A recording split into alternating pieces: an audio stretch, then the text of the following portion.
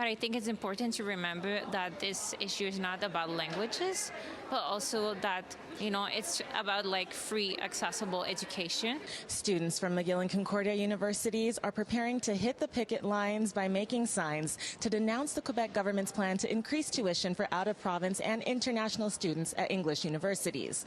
In response to a planned rise from $9,000 to $12,000, a student-led demonstration is set to occur on March 13th, as the strike continues through March 15th. I think this is our best chance to tell the government that we're not okay what they're doing, telling, English university to raise tuition hikes. And for us, it's a problem because a lot of us then have to take loans from banks, but also the government. And also, we won't be able to pay rent and utilities, which, it's a lot. International student David Danos says being able to surround himself with the best of both English and French worlds is the very thing that brought him to Montreal. I'm coming from California, but I was raised in a Francophone family.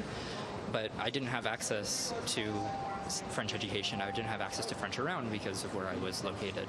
And I did spend a year in Brussels in undergrad, doing all my undergrad university in French, and I failed that year. So I have a lot of pain around going back to undergrad in a French institution, so that's why I chose Concordia. Barring cost and language issues, students say resulting budget cuts at universities are having a disruptive impact on current class schedules as well. English university are the one that attract most of the time, international students. And of course, those are the one that brings more money.